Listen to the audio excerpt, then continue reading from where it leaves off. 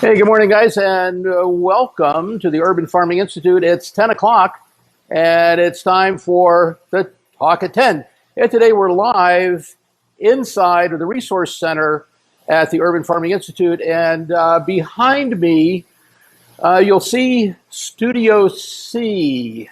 And we want to introduce that to you because over the next several months, you're going to have an opportunity to experience the work that we're doing on seaweed research. Now, seaweed for us is called the macroalgae, and we'll be talking a whole lot more about that sort of thing, and I think you're going to find that to be really very interesting. Our talk today, however, is the 5 keys to a successful summer garden, and I want to show you something. You recall last week we tried to blow up this sprayer. And you recall that we had a little relief valve here on the side, and we just tried to get that to air to escape because we know that this is the relief valve, and we know that this is going to prevent the sprayer from being overpumped. But we also know that the purpose of a high pumping number is to maximize the smallness of the droplets that will come out of the tip.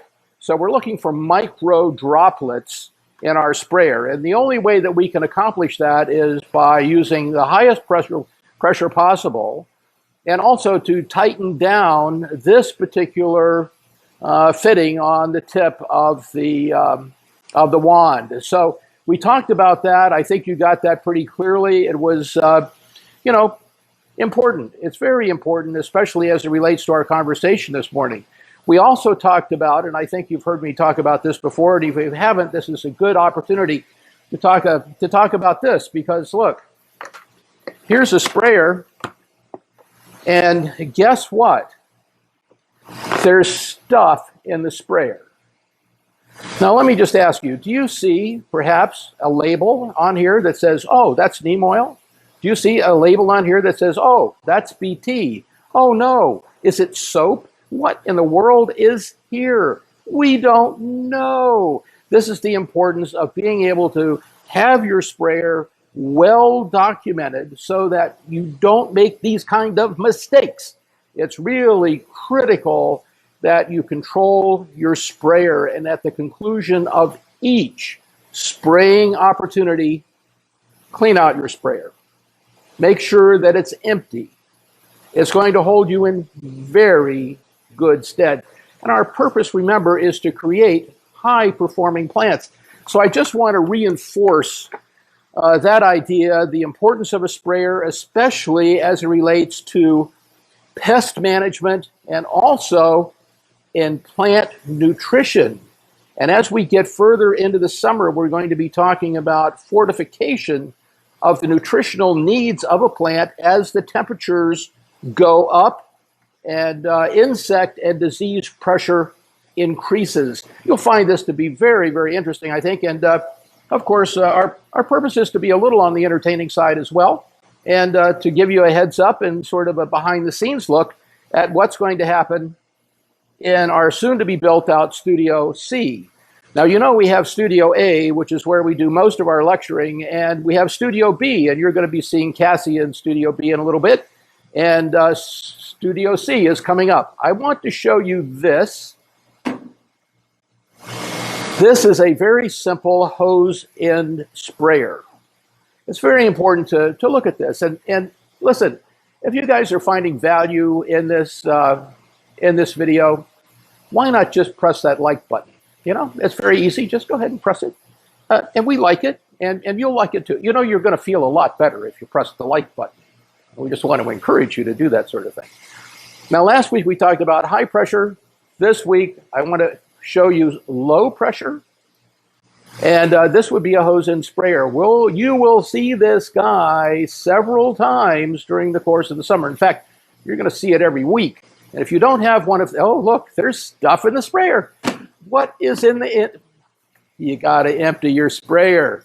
And we have professionals here, and how is that possible? I don't know. All right, so look. Here's the story for this morning. There are 5 keys to a successful summer garden. Number 1 is, where's the garden? You would be surprised how many people build gardens in the shade. Why do they build gardens in the shade? Because, well, it's cool in the shade, and they like to be in the shade. Well, plants don't like to be in the shade. Plants, for the most part, like to be in full sun. So you want to think about that and position your garden where it's going to be in full sun. You have a number of options. You can do a raised bed.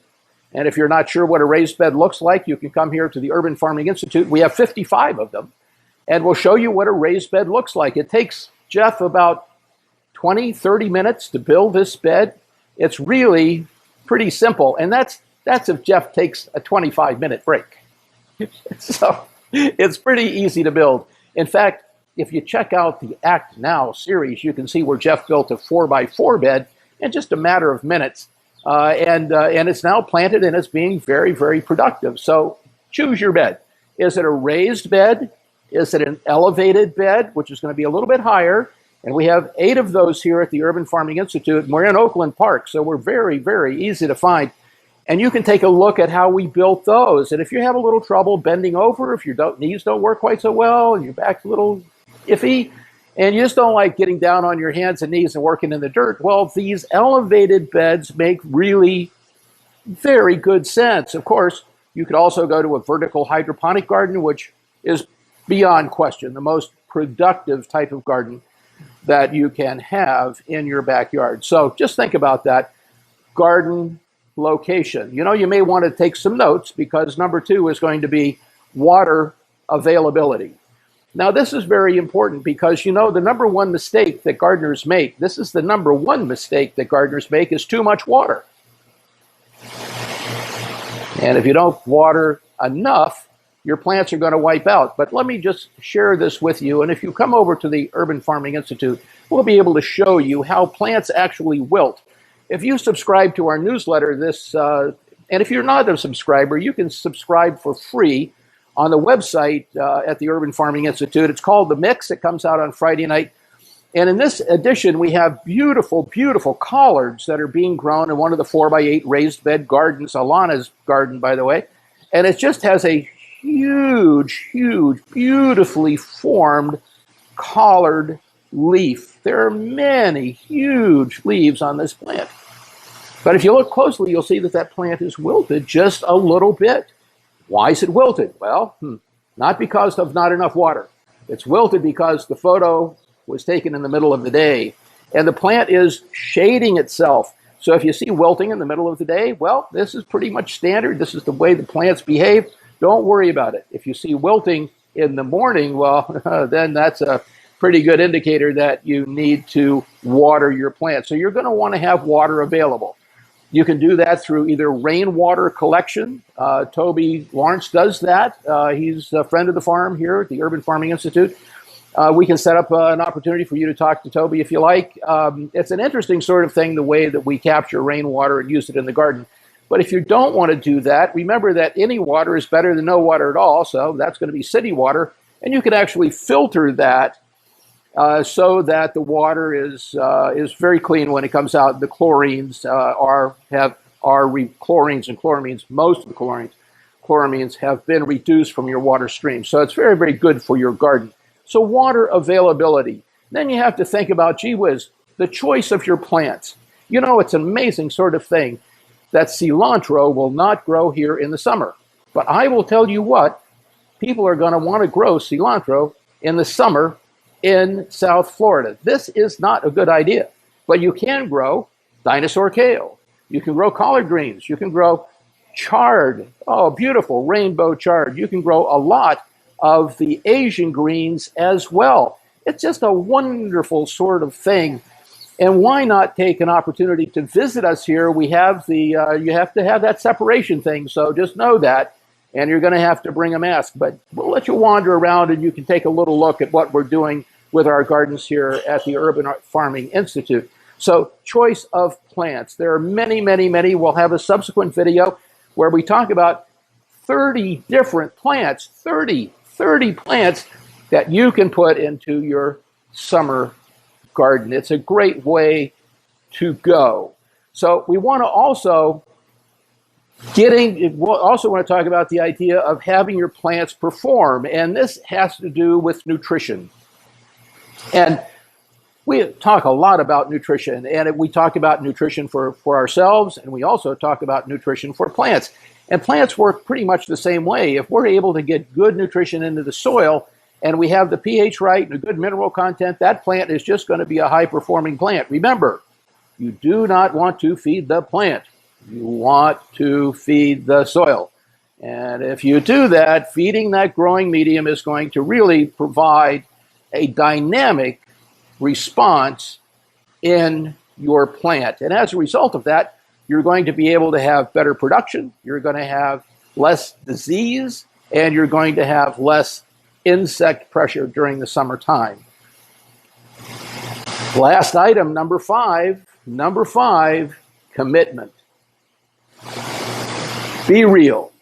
Gardening is work. There's no getting around that. Gardening is work. The bigger your garden, the more work you're going to have to do. If you're not willing to commit to having a successful garden, then, well, probably garden's not a good idea because it's going to become a weed patch.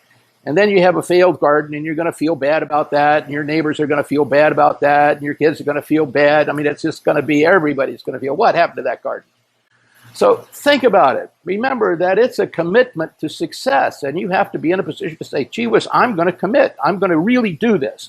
I'm going to feed my family. I'm going to take control of where my food comes from. I'm not going to depend on the grocery store and hundreds of people going in there and touching all of the produce that's available from who knows where. You're going to be actually able to take product directly from your garden into your kitchen within a matter of minutes. I mean, it's just an amazing sort of thing. But in order for you to be successful with this, you have to have a commitment. It's very, very important. And here's number 6, our bonus question for today. What are you going to do with the product from your garden? Now, here it goes. If you don't know what to do with the product from your garden, what are you going to do? You're going to have too much. For sure, you're going to have too much. You plant eggplant, you're going to have a lot of eggplant. If you plant collards, you're going to have a lot of collards. You're going to have a lot of stuff. What are you going to do with it? Well, you can give it away, but you could also preserve it. You could jar it. You could can it. You could dehydrate it. You could pickle it. And these are the kind of things we're going to be talking about in a thing we're going to call an educational entertainment kind of concept, an educational type video. It's going to be a lot of fun. Cassie's going to do that if she has time. You know, Cassie's going to be a very busy student this summer, and she's a graduate student out at Nova Southeastern University, and we're very happy to have her here in our affiliation with Nova as a preceptor site for the graduate program in nutrition. So remember, you have to think ahead, and that's the purpose of gardening, is to be able to think ahead. Know what you're going to do in advance. Just don't go out and say, well, gee whiz, I'm going to plant a seed. Let's see what happens. Remember, you're only going to need to plant one seed. And if you don't have a garden, you don't, well, that's going to be too much work for me. Grow microgreens. My heavenly days, you can do that inside. It's very easy to do. So look, we're going to say goodbye now, but I want to leave you with a couple of thoughts. And number 1 is that today is the best day to plant a seed. And of course, you can't be in the garden without the most important tool, and that's going to be your 5-gallon bucket. Until next time at the Urban Farming Institute, John Olby here saying, see you soon.